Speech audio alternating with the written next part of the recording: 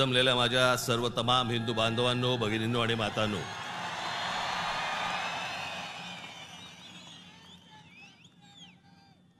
सर्वप्रथम मी आपणाला सर्वांना गुढीपाडव्याच्या मनपूर्वक शुभेच्छा देतो।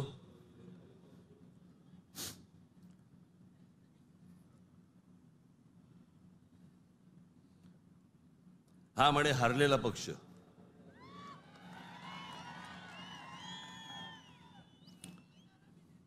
झालं, निवडणुका संपल्या, सगळ्या गोष्टी झाल्या, पण आज गेल्या निवडणुकीमध्ये ज्यांनी मतदान करून ज्यांची मतं दिसली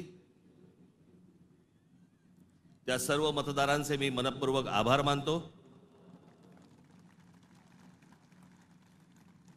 आणि ज्या मतदारांनी महाराष्ट्र नवनिर्माण सेनेला मतदान करून देखील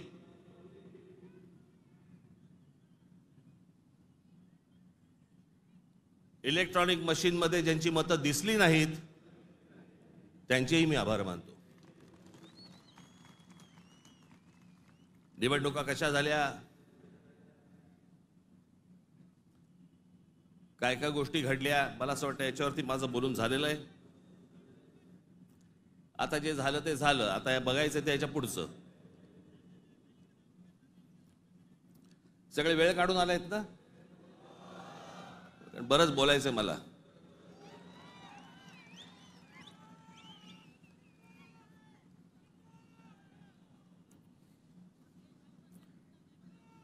अनेक विषय,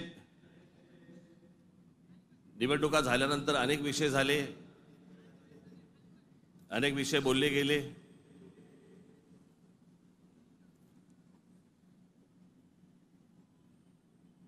सदिच्छांचे, शुभेच्छांचे अनेक मला फोन पण आले आणि नेमके आजच आले।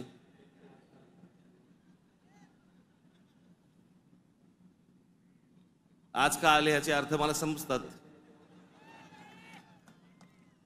जरा जपून।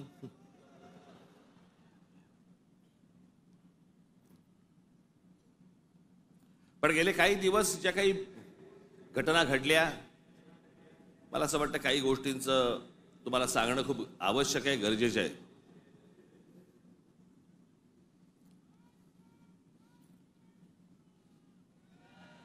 त्यातला पहिला विषय म्हणजे कुंभमेळा। मी त्याशी म्हटल्याप्रमाणे ते आमच्या बाळा नांदगावकरांनी पाणी आणलं आणि मग मी त्यांना सांगितलं पिणार नाही मी।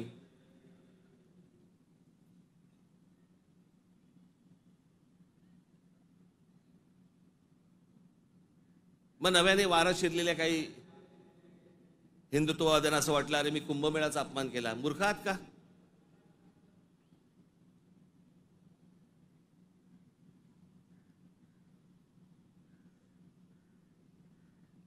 ते आमचे नयन कदम जाऊन आले तिकडे।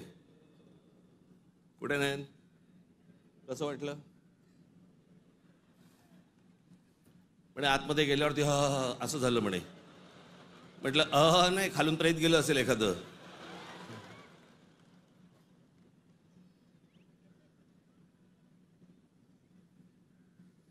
आपल्या देशामधल्या नद्यांची जी अत्यंत भीषण अवस्था आहे, ज्याला आपण माता म्हणतो, नदीला देवी म्हणतो, त्या नद्यांकडे आपल्या राज्यकर्त्यांचा, आज नाही, आजचे राज्यकर्ते नाही, गेल्या अनेक वर्षांपासूनचे, मला आजही आठवते, गंगा साफ करावी असं पहिलं बोलणारी जे कोणी व्यक्ती मला आठवते, मला राजकारणातली, ती म्हणजे स्वर्गीय राजीव गांधी। राजीव गांधी ज्यावेळेला पंतप्रधान झाले त्यावेळेला त्यांनी गंगा साफ करण्याचं काम सुरू केलं। तेव्हापासून अजून गंगा साफ करतायत। त्याच्यानंतर आता 2014ला नरेंद्र मोदीजी पंतप्रधान झाले, त्यांनी तेच सांगितलं गंगा साफ करणार। आपल्याकडच्या देशांमधल्या नद्यांची अशी अवस्था आहे की त्याच्यामध्ये पाणी पिणं तर लांबची गोष्ट, तुम्ही आंघोळ केली म्हणजे मी माझ्याकडे आत्ता काही उत्तरेतले लोक येऊन गेले मध्ये आणि त्यांनी मला सांगितलं की कित्येक लाखो लोक तिथे आंघोळ केल्यानंतर आजारी पडलेले आहेत. पडणारच आजारी.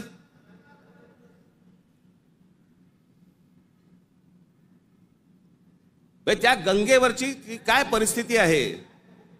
प्रश्न हा गंगेच्या अपमानाचा नाहीये, प्रश्न हा कुंभमेळ्याच्या अपमानाचा नाहीये, पाण्याच्या स्थितीचा आहे की पाणी कशा प्रकारचं पाणी तिकडे असतं होतं आणि ते अजूनही थांबवलं जात नाही. त्या गोष्टी खरं तर वेगळ्या ठिकाणी तुम्ही जागा देऊ शकता. सहज एक मिनिट भरासाठी म्हणून मी तुमच्या समोर गंगेची आत्ताची परिस्थिती काय आहे ती मी तुम्हाला फक्त दाखवतो. खाली अरे खाली आण त्याला, खाली आहे.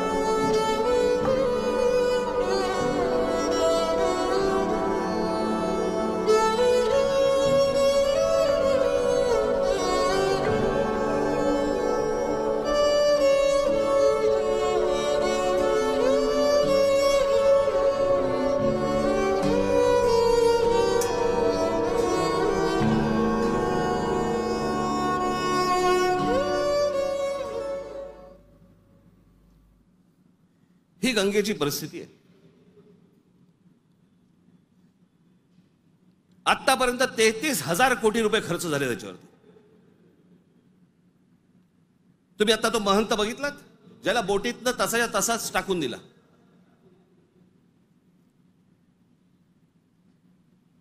तिकडच्या घाटांवरती तिथे प्रेत जाळली जात आहेत. नुसतं आपला अग्नी दिल्यासारखा करतात आणि तसंच प्रेत ढकलून देतात पाण्यामध्ये.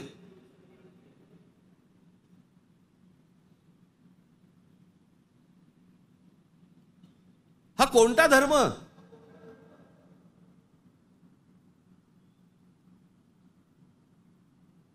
म्हणजे आमच्या नैसर्गिक आपल्या देशाच्या गोष्टींवरती जर समजा अशा प्रकारचा धर्म आडवा येत असेल, काय करायचं त्याचं.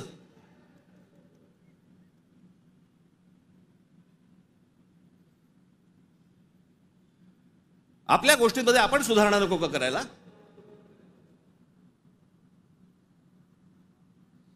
काळ बदलला, लोकसंख्या वाढली. 1000 वर्षापूर्वीच्या गोष्टी वेगळ्या होत्या, आताच्या गोष्टी वेगळ्या आहेत.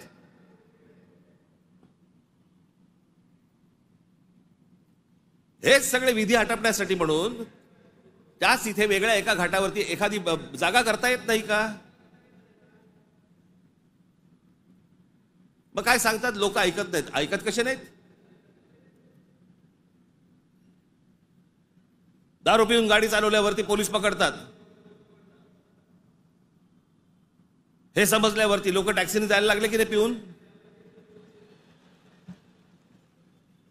झाली की नाही सुधारणा.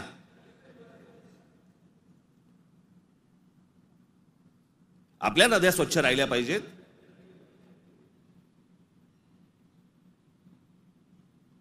या सगळ्या नद्यांवरचे जे काही मधले मधले भाग आहेत इतके गलिच्छ आहेत, इतके गलिच्छ. आणि या नद्या बर्बाद कोण करतोय. आपणच करतोय. कशाच्या नावाखाली. धर्माच्या नावाखाली.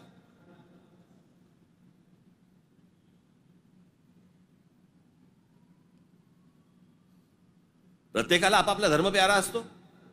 प्रत्येकाने आपापल्या धर्मामध्ये सुधारणा केल्या पाहिजेत.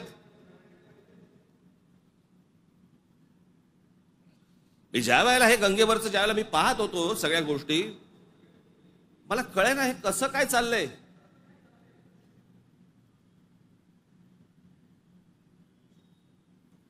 काय म्हणे 65 कोटी लोक येऊन गेले, अर्धा भारत.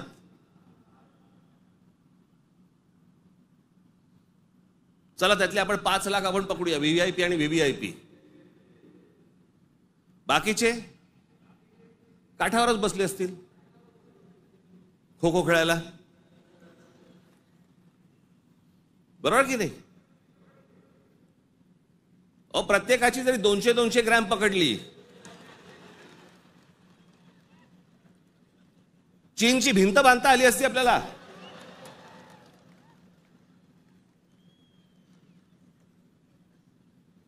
बरं तेही कुठे गेलं? म्हणजे आपल्याकडे जे सगळे म्हणतात ना, झालं गेलं गंगेला मिळालं.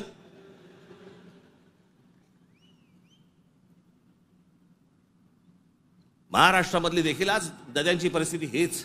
आमच्या कोकणामधली सावित्री नदी घ्या, सगळं केमिकलने भरली आहे. मी आता आणलंय इथे तुमच्यासाठी.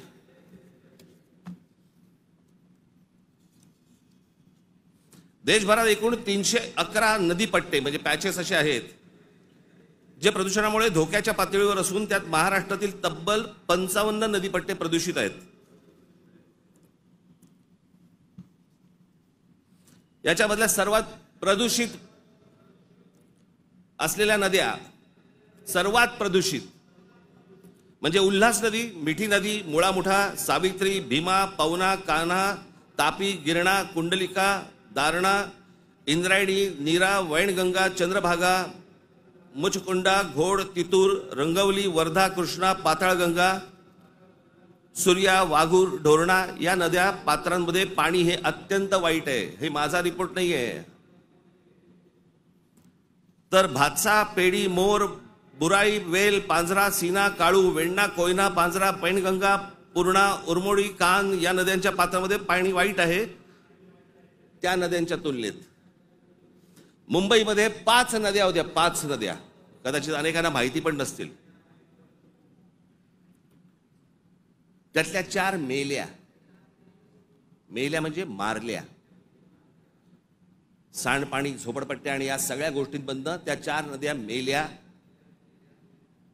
आणि 5वी ही आता मरायला आली आहे. ती म्हणजे मिठी नदी. आत्ताची मिठी नदीची काल मी शूट करायला सांगितलंय. काल मी अगोदरचं पण दाखवत नाहीये, मी कालचं दाखवतोय. मुंबई मधली 5वी एकमेव राहिलेली नदी, त्याची काय अवस्था एकदा बघा.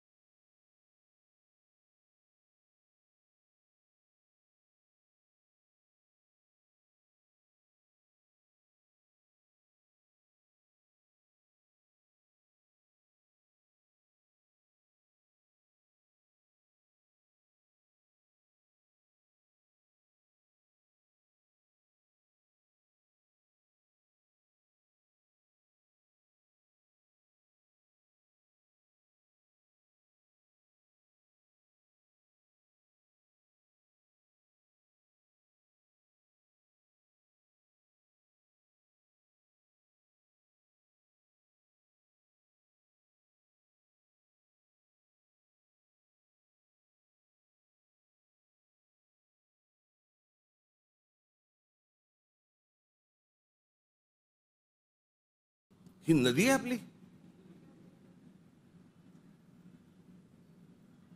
या सगळ्या नद्या मारून टाकल्या आपल्या लोकांनी. दरवर्षी येणार मुंबई महानगरपालिका म्हणणार की आम्ही मिठी नदी साफ केली. ही साफ जोपर्यंत आजूबाजूची वस्ती हटत नाही तोपर्यंत या नद्या कधीही साफ होणार नाहीत. आपल्या सगळ्या नद्यांमध्ये सगळीकडे केमिकल्स भरलेली आहेत. का? आमचं पोल्युशन कंट्रोल बोर्ड काय करतं? उद्योगधंद्यांना प्रोत्साहन, कारण उद्योगपती ह्यांना प्रोत्साहन देतात.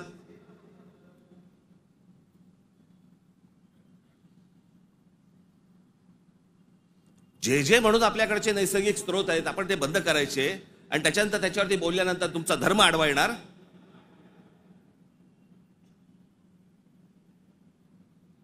धर्माच्या गोष्टी तर मला तर कोणी सांगू पण नाहीत या लोकांनी. काही गोष्टी आपण आपल्यात सुधारल्या पाहिजेत.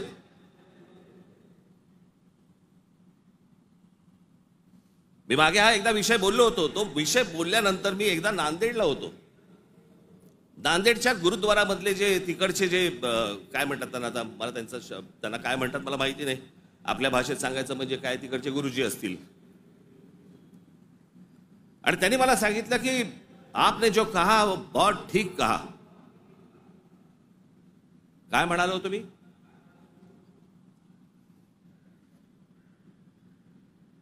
आमच्याकडे महानगरपालिका, जिल्हा परिषदा, ग्रामपंचायती, देशभर सगळ्या ठिकाणी आमच्याकडे काय भिंती रंगवल्या जातात, बोर्ड लावले जातात, झाडं जगवा, झाडं वाचवा.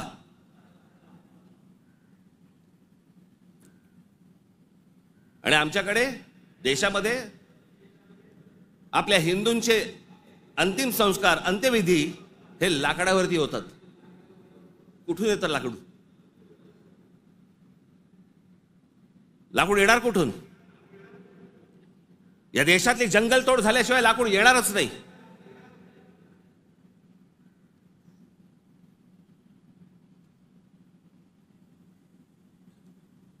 आणि ह्याला पर्याय म्हणून काय त्या इलेक्ट्रिक विद्युत दाहिनी आल्यात ना. काही जण असतात कर्मठ, नाही विद्युत दाहिनी नाही, आमच्या परंपरेनुसार. का विद्युत दाहिनी केल्यावरती काय कल्याणला उतरवतात?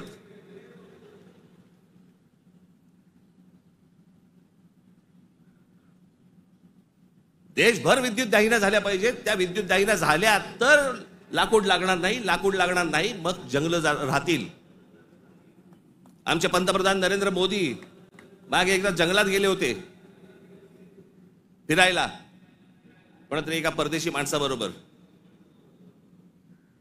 म्हणजे आमच्या पंतप्रधानांना जंगलांची आवड आहे.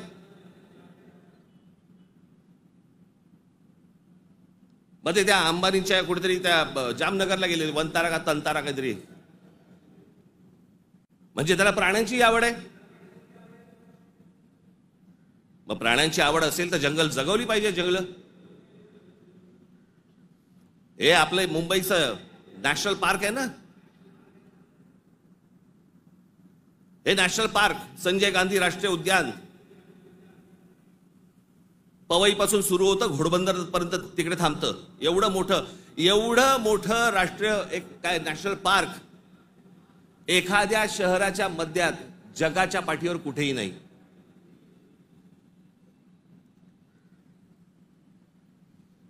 आपण आमचे मूळ विषयच आपण विसरलेलो आहोत.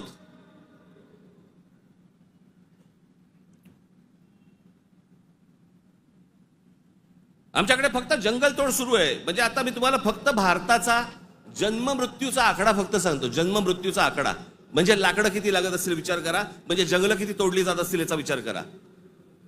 भारताचा मध्ये जन्म आणि मृत्यूचा दर दररोज 81,746 मुलं जन्म घेतात आणि दररोज 29,679 मृत्यू होतात रोज. दररोज साधारणपणे 50,000 लोकसंख्या वाढत आहे. महिन्याला 24,52,380 लोक जन्म घेतात आणि महिन्याला 8,90,370 लोक मृत्युमुखी पडतात. वर्षाला 2,94,28,560 जण जन्म घेतात आणि वर्षाला 1,06,84,440 जण मृत्युमुखी पडतात.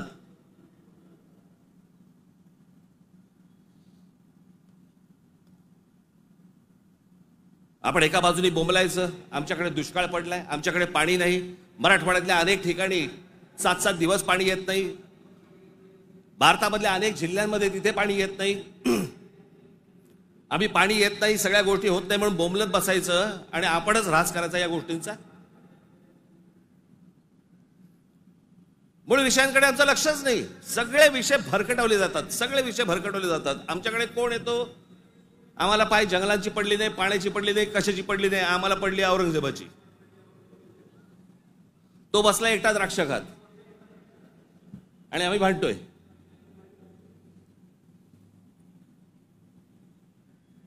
औरंगजेबाची कबर राहिली पाहिजे का उडवली पाहिजे? आत्ता कुठून आठवलं? चित्रपटाने जागे होणारे हिंदू काही कामाचे नाहीत.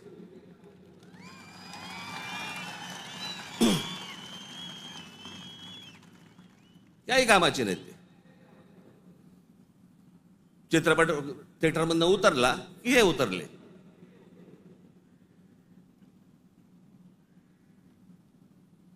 छत्रपती संभाजी महाराजांचं बलिदान तुम्हाला आत्ता कळलं विकी कौशल मेल्यावर?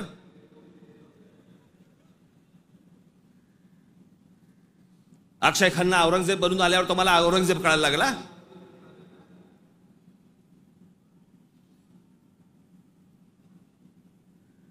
व्हॉट्सअपवरती इतिहास नाही वाचतायत.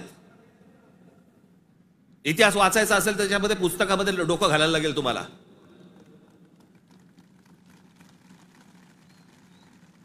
कोणीही बडबडायला लागले हल्ली इतिहासावरती. विधानसभेत पण बोलतात. खरं तर त्यांचं काही काम नाही. औरंगजेबावरती बोलतायत. माहिती तरी का औरंगजेब काय प्रकरण होतं? हे बाहेरून आलेले सगळे लोक. औरंगजेबाचा जन्म गुजरात मधला, दाहोद नावाच्या गावामधला औरंगजेबाचा जन्म. आणि मग काय सोपं आहे इतिहासामधनं तुम्हाला जातीपातीमध्ये भिडवून द्यायला. यांना ब्राह्मणांनी साथ दिली, यांना मराठ्यांनी साथ दिली, मग तिकडे मराठी नव्हतेच, मग हे सगळं चोरून ब्राह्मणांनी केलं. हे सगळं बोलणाऱ्यांचा इतिहासाशी काही संबंध नाहीये. त्यांना फक्त राजकीय त्यांचं जे काही पोळी भाजून घ्यायची आहे तेवढंच फक्त काम आहे त्यांचं. त्यांना ना संभाजी महाराजांशी काही कर्तव्य आहे, ना औरंगजेबाशी काही कर्तव्य आहे, ना कोणाशी काही कर्तव्य आहे. तुमची माथी फक्त भडकवायची.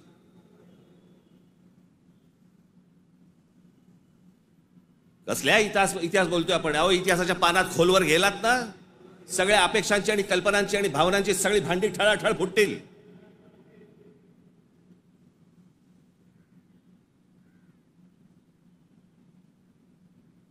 या हिंद प्रांतामध्ये एक अत्यंत कडवट, एक प्रभावी असं एक स्वप्न ज्या व्यक्तीला पडलं त्या आमच्या जिजाऊ साहेब.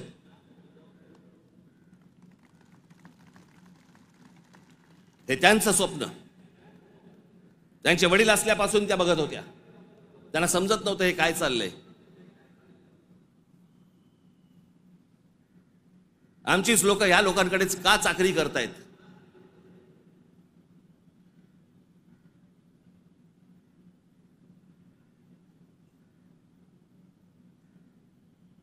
आणि छत्रपती शिवाजी महाराज म्हणजे या हिंद प्रांतावरती केलेला एक संस्कार आहे. तो एक चमत्कार आहे. ती एक विलक्षण घटना आहे.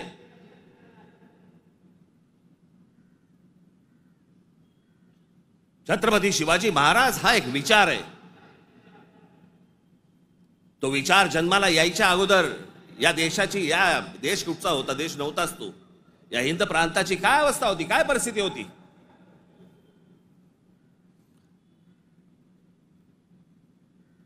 सर्व जातीचे लोक कोणाला कोणाच्याकडे होतेच ना कामाला. दूर कशाला जा. छत्रपती शिवाजी महाराजांचे वडील हे आदिलशाहीतच होते ना.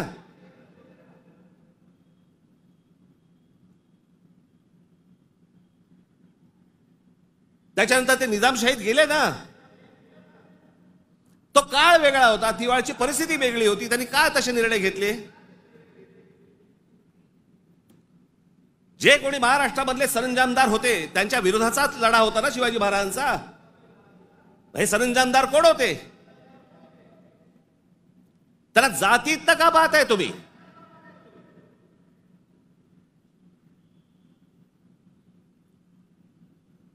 अफजल खानाचा वकील हा कोणी कुलकर्णी नावाचा होता, ब्राह्मण होता. अफजल खानाची बोलणी करायला गेलेला छत्रपती शिवाजी महाराजांचा वकील देखील ब्राह्मणच होता.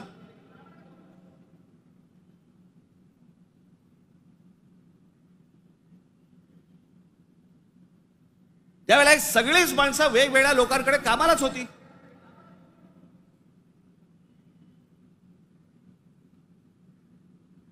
इतिहासातली प्रत्येक गोष्ट काही कागदावरती लिहिलेली नाहीये. त्यावेळेला त्या परिस्थितीत काय निर्णय घेतले असतील आपल्याला काय माहिती. 300-400 वर्षापूर्वीचा इतिहास, त्याच्यावरती आम्ही आज भांडतोय जातीत.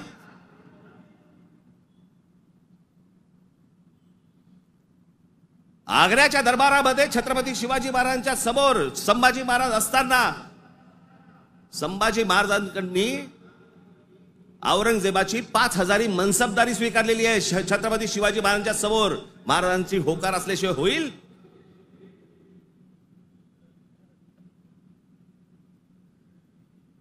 पण आता दरबारात अडकलोय, स्वीकारल्याशिवाय पर्याय नाही. आता स्वीकारू, नंतरचं नंतर बघू. राजकारण असतं ते. परिस्थिती काय, त्या परिस्थितीमध्ये कोणते निर्णय घ्यावे लागतात, काय परिस्थिती असते, आपण पाहणार आहोत का नाही. कशा अंगाने इतिहास पाहायचा असतो हे आपण कधी बघणार आहोत की नाही.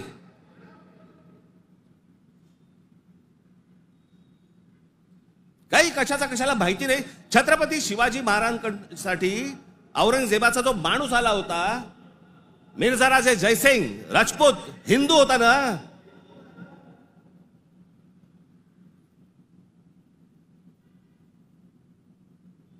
ज्या सिंहगडावरती आमच्या तानाजी मालुसरेंचा आज तिथे मृत्यू झाला, ते कोणाबरोबर लढाई झाला? उदयबान राठोड बरोबर ना. राजपूत होता ना, हिंदू होता ना. काय घेऊन बसलोय आपण?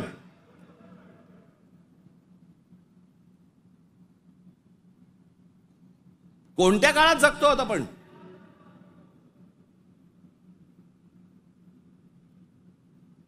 छत्रपती शिवाजी महाराजांच्या जन्माच्या अगोदरचा काळ वेगळा होता, नंतरचा काळ वेगळा आहे.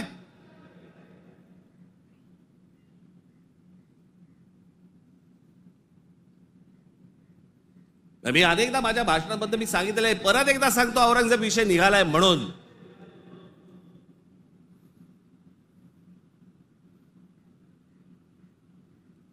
औरंगजेब बादशाह याचं राज्य कुठपासून कुठपर्यंत होतं? अफगाणिस्तान पासून दक्षिणेपर्यंत आणि इथे बंगालपर्यंत.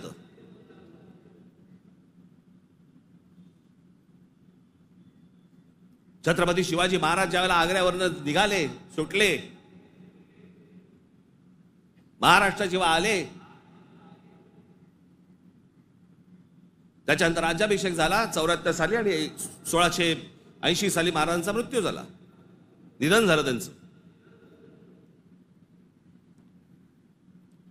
त्या दरम्यान औरंगजेबाचा एक पुत्र, मुलगा,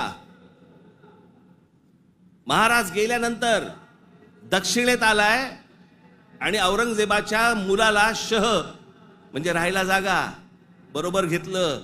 हे संभाजीराजांनी घेतलंय. तो तिथून पळून आलाय. वाचा जरा इतिहास, वाचा जरा.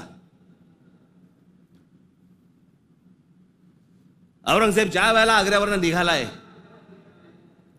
महाराज गेले 1680 साली आणि औरंगजेब महाराष्ट्रामध्ये पोहोचलाय 1681 साली. 1681 ते 1707, 27 वर्ष तो महाराष्ट्रात लढत होता.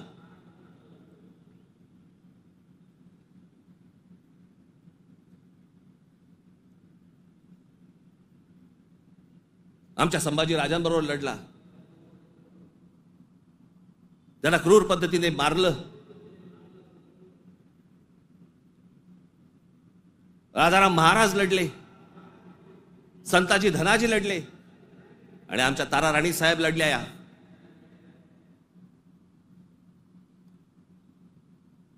एक महाराष्ट्राचे खूप मोठे लेखक होऊन गेले, नरहर कुरुंदकर. त्या कुरुंदकरांच्या एका पुस्तकामध्ये फार अप्रतिम वाक्य आहे की मराठे सर्व लढाया हरत होते, पण औरंगजेब एकही लढाई जिंकू शकत नव्हता.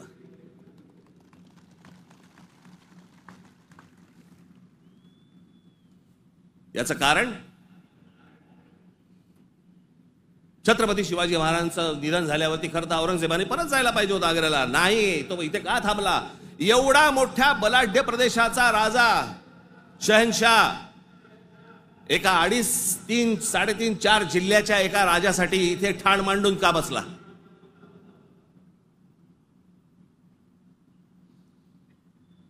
त्याला माहिती होतं छत्रपती शिवाजी महाराजांचं निधन झालंय, मग का ठाण मांडून बसला होता? शिवाजी महाराज तर गेले होते, त्याला शिवाजी नावाचा विचार मारायचा होता, जो त्याला जमला नाही. सगळे प्रयत्न केले, सर्व प्रयत्न केले आणि इथे शेवटी मेला. जगाच्या इतिहासामध्ये औरंगजेब वाचला जातो, अभ्यास केला जातो त्याचा, पण ज्या वेळेला त्याचा अभ्यास केला जातो त्यावेळेला जगभरातल्या लोकांना कळतं की तो काय करायला गेला होता आणि कसा मेला. तिथे छत्रपती शिवाजी महाराजांचं नाव येतं जगभरामध्ये. जी कबर आहे ना, जी सजवलेली काढून टाका, कबर नुसती दिसली पाहिजे आणि तिथे एक मोठा बोर्ड लावा, आम्हा मराठ्यांना संपवायला आलेला औरंगजेब इथे आम्ही गाडला गेला.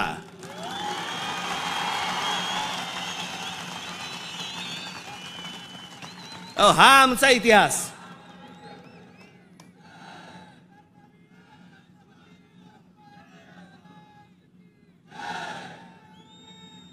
अफजल खान ज्या वेळेला इथे आला, इतिहास कशासाठी वाचायचा? इतिहासातनं बोध घेण्यासाठी वाचायचा. अफजल खान जेव्हा इथे आला त्यावेळेला प्रतापगडावरती मारला गेला खाली, तिथेच त्याची खाली कबर खोदली गेली, तिथेच त्याला पुरला. मराठीत एक फार अप्रतिम जो शब्द आहे ना, पुरून उरीन, तो आहे, तुला पुरीन आणि उरीन. तो जो पुरला त्याला तिकडे अफजल खानाला, तो शिवाजी महाराजांच्या होकाराशिवाय पुरला नसेल. त्याची कबर जी केली आहे ती महाराजांना विचारल्याशिवाय केली नसेल. महाराजांनी सांगितलं असेल, निश्चित करा, जगाला कळू दे कोणाला मारलाय.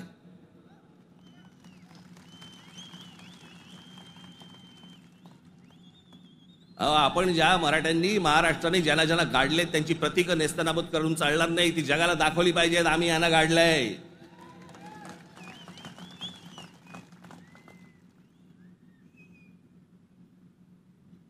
इस्रायलची एक खूप मोठी संघटना आहे मोसाद नावाची, त्यांचं एक पुस्तक आहे.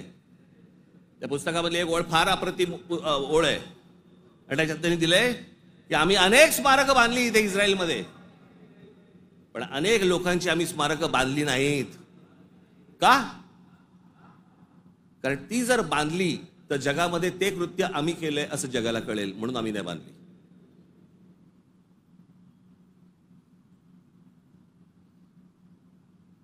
असा विचार ते करतात. आणि आम्ही कोणाला गाडले हे आम्ही जगाला दाखवायचं नाही. खरं तर शाळेतल्या लहान लहान मुलांच्या तिकडे ट्रिप घेऊन गेल्या पाहिजेत, बसेस भरून घेऊन गेल्या पाहिजेत आणि लहान मुलांना सांगितलं पाहिजे, बाळांनो महाराजांनी याला गाडला,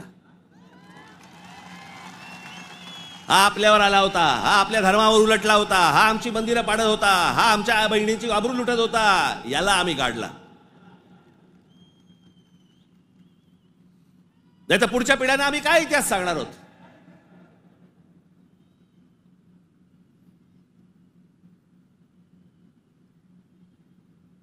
माझं महाराष्ट्रातल्या सर्व तरुणांना आणि तरुणींना माझं सर्वांना सांगणं आहे, खास करून तरुणांना आणि तरुणींना,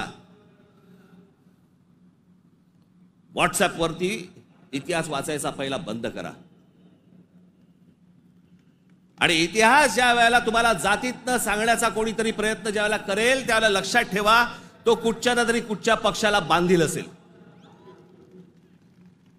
तुमची फक्त माती भडकवण्यासाठी हे सगळे उद्योग केले जातात. तुम्ही एक होऊच नाहीत, तुम्ही मराठी म्हणून एक येऊच नाहीत, तुम्ही महाराष्ट्र म्हणून एक येऊच नाहीत, याच्यासाठी हे सगळे प्रयत्न चालू असतात.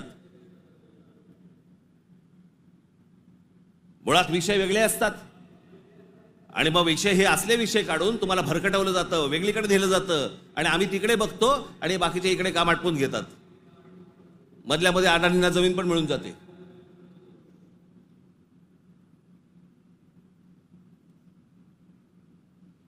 मुंबईचा विमानतळ दिला अदानीला, मग अजून कुठचा नवी मुंबईचा दिला अदानीला, मग आता पालघरचा दिला अदानीला, मग तिकडचा बंद दिला अदानीला. अदानी हुशार निघाला, आम्ही अडाणी निघालो.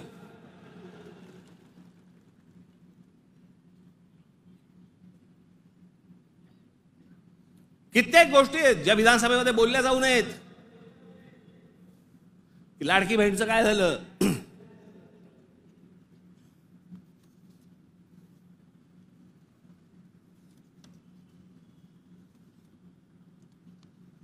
लाडकी बहीणचं काय झालं? काही नाही. बंद होणार ती योजना. मी निवडणुकीच्या वेळेला सांगत होतो, पण माझं खरं सांगून तुम्हाला पटलं नाही, त्यांचं खोटं सांगून पटलं. काय कमाल आहे.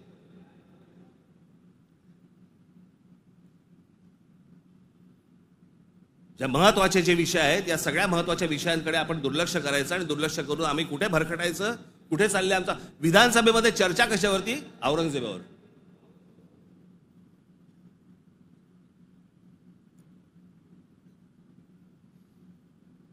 मी तुम्हाला मुद्दामून सांगतोय की तो तुर्कस्तान म्हणजे आताचा टर्की हा देश तलवारीच्या धारेवरती, धर्माच्या धारेवरती उभा राहिला. सगळ्या ठिकाणी आक्रमण केली. हा औरंगजेब म्हणजे हे सगळे आहेत ना, बाबर बिबर पासून सगळे, हे सगळे तुर्की मंगोलियन लोक आहेत. आपण ज्यांना मोघल म्हणतो ना, मोघल म्हणजे मंगोल्स, चंगीज खान वाले. हा तुर्की मंगोल आहे. सगळं धर्म, सगळं मुस्लिम धर्म तलवारीच्या धारेवरती सगळा देशभर जगभर पसरवण्याचा प्रयत्न केला. नंतर धर्माच्या आधारावरती तुम्हाला देश नाही उभा करतायत. हे अनेक देशांना समजलं. त्यातला पहिला टर्की म्हणजे तुर्कस्तान. तिकडे 1922 साली त्यांच्या पंतप्रधान काय प्रेसिडेंट जो काय असतो तो, त्याच्यावरती केमाल पाशा नावाचा माणूस आला आणि केमाल पाशाने सगळं अख्खं तुर्कस्तानचं चित्र अख्खं पालटून टाकलं. 1938 साली मला असं वाटतं ते गेले. त्याच्यानंतर जी लोक आली तिथे इस्लाम आता म्हणण्यापुरता आहे तिथे, पण तो आता भाग दक्षिण युरोप म्हणतात त्याला. दक्षिण युरोप, तिकडची परिस्थिती, तिकडची अवस्था जर समजा तुम्ही बघितलीत, म्हणजे त्या सगळ्या ठिकाणी मशिदी आहेत, सगळ्या गोष्टी आहेत, पण तुम्हाला रस्त्यावरती धर्म दिसत नाही. कारण त्याच्या लक्षात आलं की धर्मामुळे देशाची प्रगती होणार नाही. त्याने काय काय प्रकार केले? केमाल पाशाने राज्यघटनेत तुर्कीला धर्मनिरपेक्ष राष्ट्र म्हणून घोषित केलं. इस्लामला राज्य धर्माचा दर्जा काढून टाकला. शरिया कायदे रद्द करून स्विस सिव्हिल कोडवर आधारित नवीन कायदा लागू केला. त्याच्यानंतर अरबी लिपीऐवजी लॅटिन लिपी स्वीकारली. फ्रेंच फेज टोपी त्यांची जी होती त्याच्यावर बंदी आणि पाश्चिमात्य पोशाखांना प्रोत्साहन दिलं. मशिदींमधील अरबी प्रार्थनांना तुर्की भाषेत बदललं. आता सध्याचे टर्कीचे सध्याचे अध्यक्ष एर्दोगन यांनी मवाळ इस्लाम स्वीकारला वगैरे सोडा, टर्कीला दरवर्षी टुरिझम म्हणून किती लोक भेट देतात? 5 कोटी लोक भेट देतात. वर्षाला साधारणपणे $400 बिलियन त्यांचं उत्पन्न होतं, निर्माण होतं. हे देश सगळे त्याच्यातनं बाहेर पडतायत आणि आम्ही धर्मांधतेकडे जातोय. धर्म प्रत्येकाने जोपासला पाहिजे उंबरठ्याच्या आत. आणि त्यांनी जर समजा बाकीच्यांनी जर समजा धर्म रस्त्यावरती आणला तर मग काय आम्ही बुलडोजर फिरू? मी ज्यावेळेला सांगितलं होतं हे सगळे लाऊडस्पीकर बंद करा मशिदींवरचे, ऐकलं नाही. माझ्या 17,000 महाराष्ट्र सैनिकांवरती केसेस टाकल्या. आणि आता परवा दिवशी आमच्या महाराष्ट्र राज्याचे मुख्यमंत्री देवेंद्र फडणवीस म्हणतात की आम्ही त्यांना सांगितलेलं आहे रात्री 10 ते सकाळी 6 भोंगे वाजणार नाहीत. अहो तेव्हा वाजतच नाहीत. प्रश्न आहे सकाळी 6 ते रात्री 10. या लाऊडस्पीकरचा, सततच्या लाऊडस्पीकरचा लोकांना त्रास होतो. तुमचे काही सण बिण असतील तर आपण समजू शकतो. पण सरकार म्हणून कोणतंही पाऊल न उचललं. पाऊल कोणी उचललं? उत्तर प्रदेशने उचललं, योगींनी उचललं. त्यांनी सगळ्यावरचे लाऊडस्पीकर बंद केले. आपण इथे घोषणा केली, लाऊडस्पीकर त्यांनी बंद केले. आमच्या इकडे तसंच चालू आहे.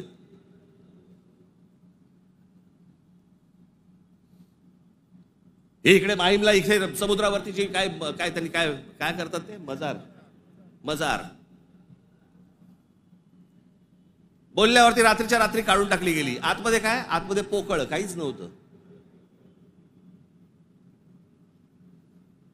ही सगळे अनधिकृत बांधकामं, या अनधिकृत वस्त्या ज्या काय आता झालेल्या आहेत आपल्याकडे, हे सगळे इथे कॉम्बिंग ऑपरेशन्स केली पाहिजेत. अहो, आपण मूळ विषय सगळे जे आहेत ना, जे रोजगाराचे आहेत, जे शेतीचे आहेत, जे कामगारांचे आहेत, जे विद्यार्थ्यांचे आहेत, जे शिक्षणाचे आहेत, सगळे बाजूला काढतोय आपण आणि भलत्या गोष्टींमध्ये आपण रमतोय, भलत्याच गोष्टींमध्ये.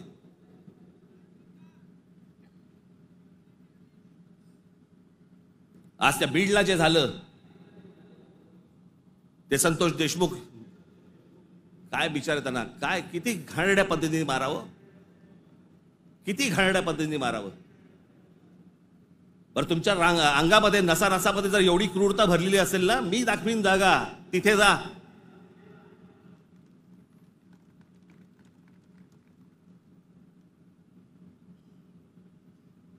पण हे सगळं झालं कशात?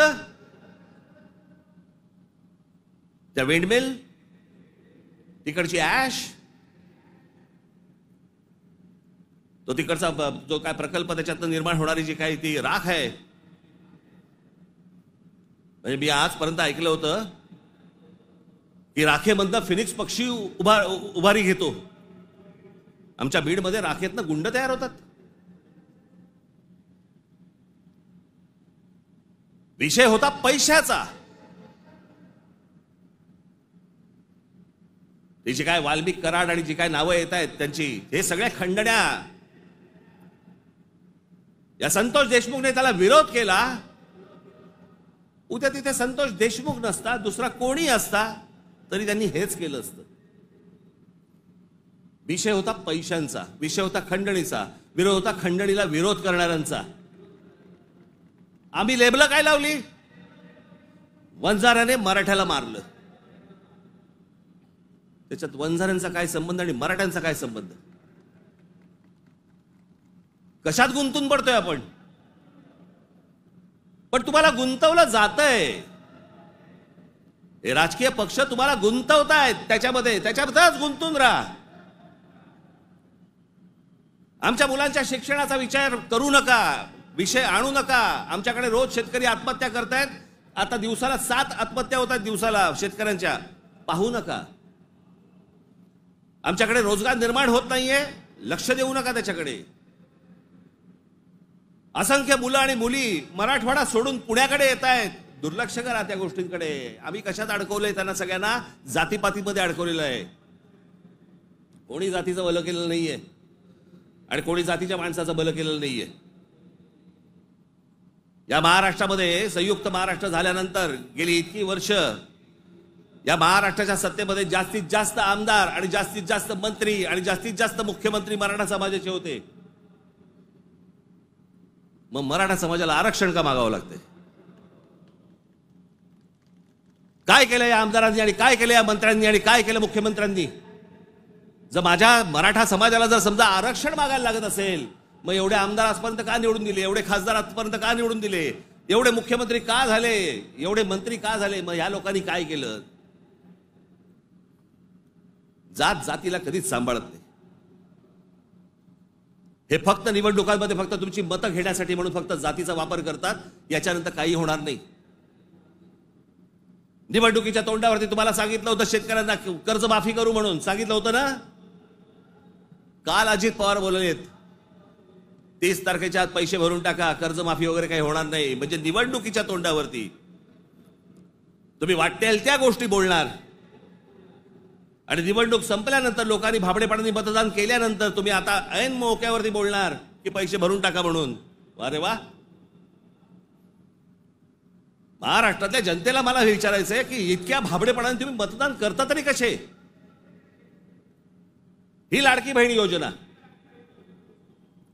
या लाडक्या बहीण योजनेची आता काहीतरी 2100 कोटी काहीतरी करणार म्हणे. 2100 कोटी केलं तर साधारणपणे वर्षाला महाराष्ट्र सरकारवरती 63,000 कोटीचं कर्ज होईल.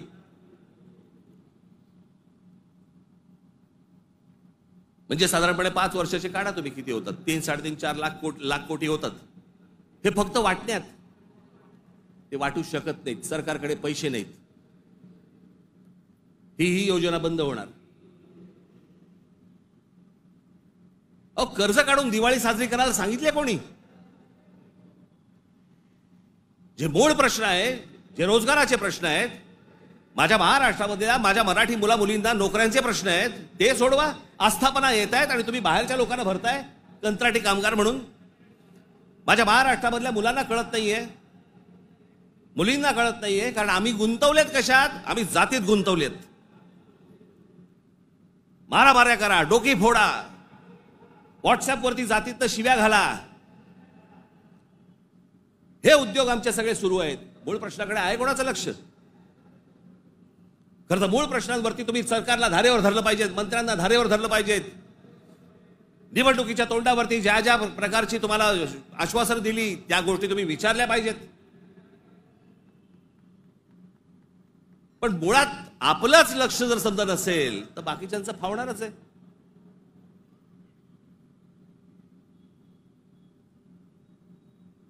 तुम्ही सगळे या जातीपातीचे सगळे भेद गाडून तुम्ही एक मराठी म्हणून उभे राहायला पाहिजेत. बाकीच्या राज्यांमध्ये बघा,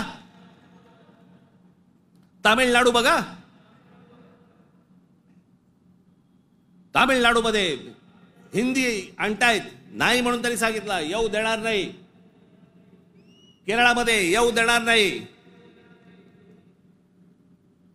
आम्हीच लोटांगण घालतोय. आम्हाला समजत नाही आम्ही काय करायचंय. मी इतका भांबावलेला मराठी माणूस आजपर्यंत कधी बघितलं नाहीये. मी इतका राजकारणाचा झालेला चिखल देखील मी आजपर्यंत पाहिलेलं नाहीये. कोणत्याच गोष्टींचं आम्हाला गांभीर्य उरलेलं नाहीये. सगळे जण त्या इंस्टाग्रामवरती चालू आहेत, कारण बार डान्स बार बंद झाले. तिकडे जे हे चालायचं ते सगळं मोबाईलवरती आलं. कशात गुंतून पडलेला आहात एकदा जरी विचार करा. हे ज्या गोष्टी बोलतायत, ज्या गोष्टी सांगतायत, खरं तर माझं मत आहे, मी आता झाला, निवडणुका संपल्या, शिमगा झालेला आहे, होळी संपलेली आहे. तुमच्या साक्षीने सांगतो, माझं खरं तर देवेंद्र फडणवीस तुमच्या हातामध्ये एक चांगलं राज्य, सुसंस्कृत राज्य हातामध्ये आलेलं आहे. याच्याकडे नीट बघा. चांगल्या पद्धतीने मराठी माणसाकडे पाहणार असाल तर आमचा तुम्हाला पाठिंबा निश्चित राहील. प्रत्येक गोष्ट आमची ऐकून करा.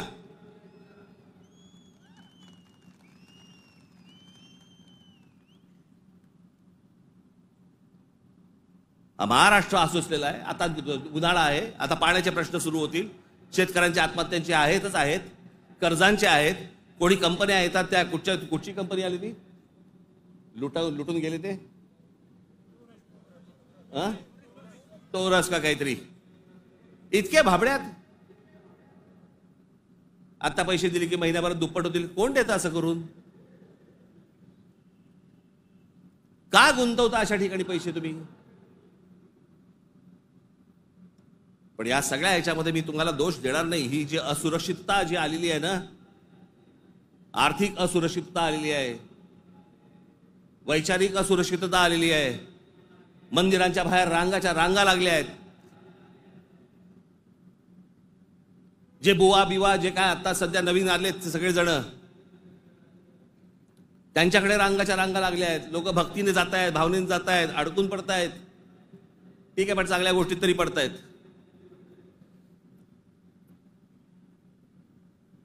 आज चहूबाजूनी महाराष्ट्राला सर्व बाजूनी विळखा पडतोय.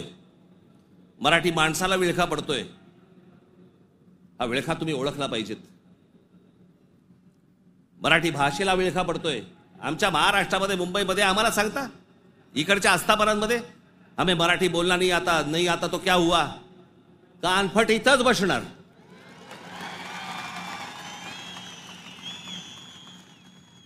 फालतू देशबीस सांगायचं नाही आम्हाला. प्रत्येक राज्याची एक राजभाषा आहे, त्या राजभाषेचा सन्मान हा प्रत्येक राज्यामध्ये राखला गेला पाहिजे. महाराष्ट्रामध्ये मुंबईमध्ये मराठीचा मान हा राखला गेलाच पाहिजे प्रत्येक आस्थापनेत. या महाराष्ट्रामधल्या उद्यापासून तयारीला लागा. महाराष्ट्रातल्या प्रत्येक बँकेत मराठी वापरली जाते की नाही पहिले चेक करा. प्रत्येक बँकेत, प्रत्येक आस्थापनेत तुम्ही मराठी म्हणून सगळेजण कडवटपणे उभे राहायला पाहिजेत. या देशामधला हिंदू हा हिंदू तेव्हाच होतो जेव्हा मुसलमान रस्त्यावरती येतात. एरवी फक्त भक्तिभावाने असतात, पण हिंदूंमधला हिंदू जेव्हा जागरूक होतो तो फक्त दंगलीमध्ये हिंदू असतो. दंगल संपली की तो मराठी, पंजाबी, गुजराती, बंगाली सगळा होतो. आणि मग ज्याला तो मराठी होतो त्याला मग तो साळी, माळी, मराठा, ब्राह्मण, कुणबी सगळा होतो. आपापल्या जातीबद्दल प्रेम असणं हे स्वाभाविक आहे, पण दुसऱ्याच्या जातीबद्दल विद्वेष असणं, तिरस्कार असणं ही विकृती आहे.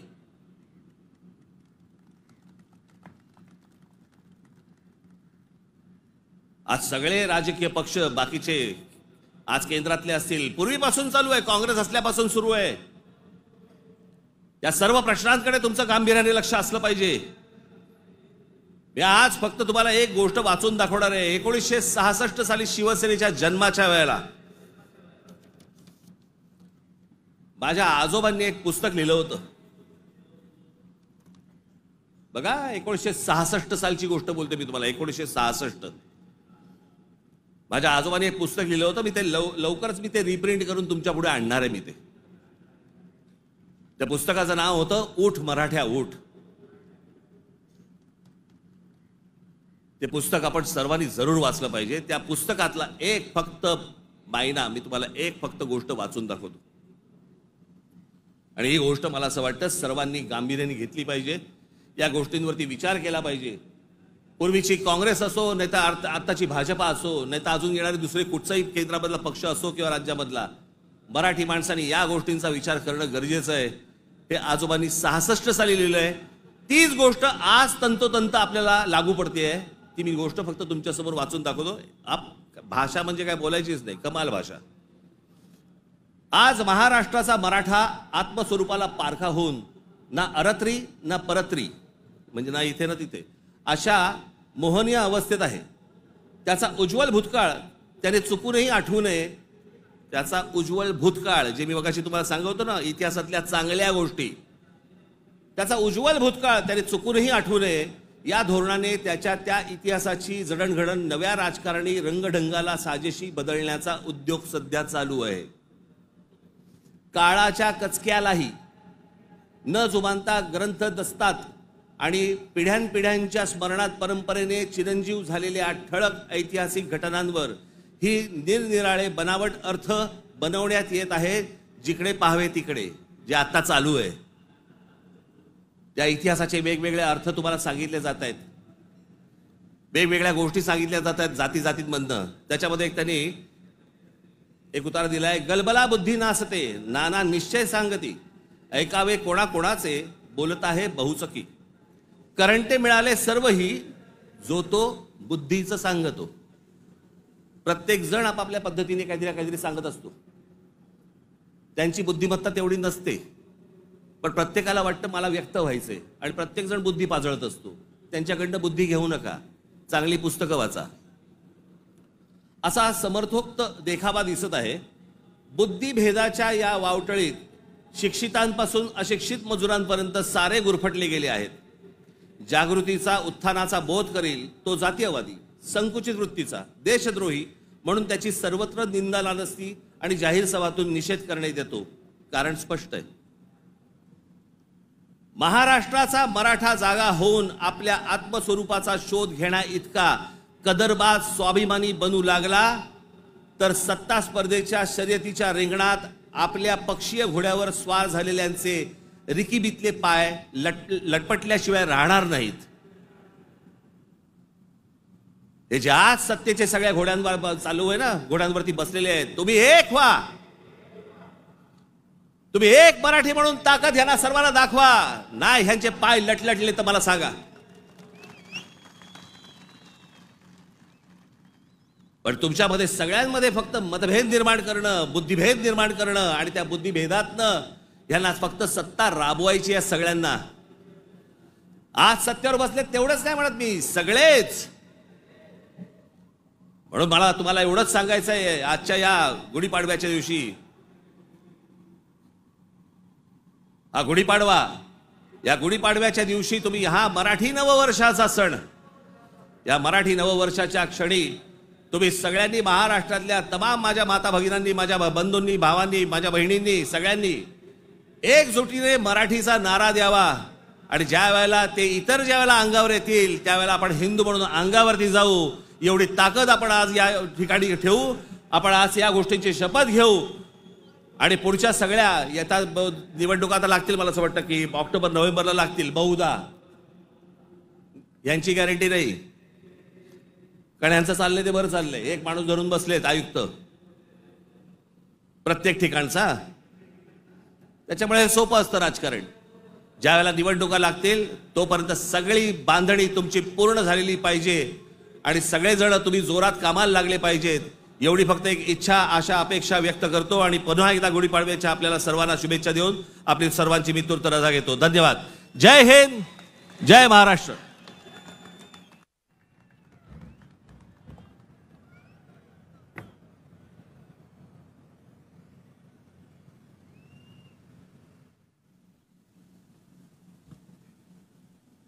हे जे सगळं मी आजपर्यंत जे काही तुमचं प्रेम मला जे मिळालेलं आहे त्या प्रेमावरती आधारित आजपर्यंत जी सगळी घोडदौड सुरू आहे,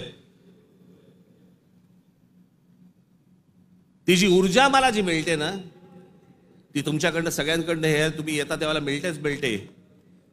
पण आपला एक महाराष्ट्र सैनिक नगर जिल्ह्यातला कोल्हापूरला अंबा मातेचं दर्शन घेऊन तिथून तो आजच्या सभेसाठी पायी पायी कोल्हापूरवरनं इथे आलेला आहे. मी ते प्रमोद आरणे, कुठे गेला ते, इकडे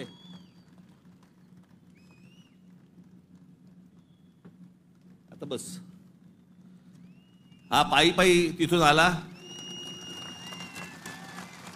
तुमच्या सर्वांसाठी तो महालक्ष्मीचं दर्शन घेऊन आलेला आहे आणि मला असं वाटतं की हीच माझी ऊर्जा आहे. धन्यवाद.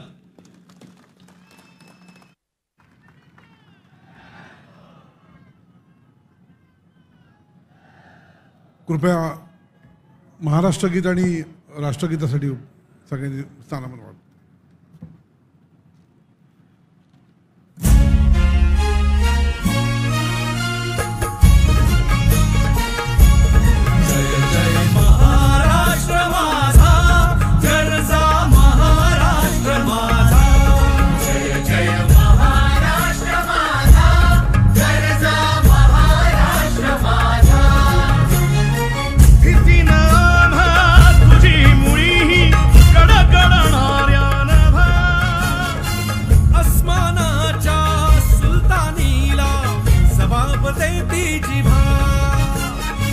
सह्याद्रीचा सिंह गर्जत शिवशंभू राजा.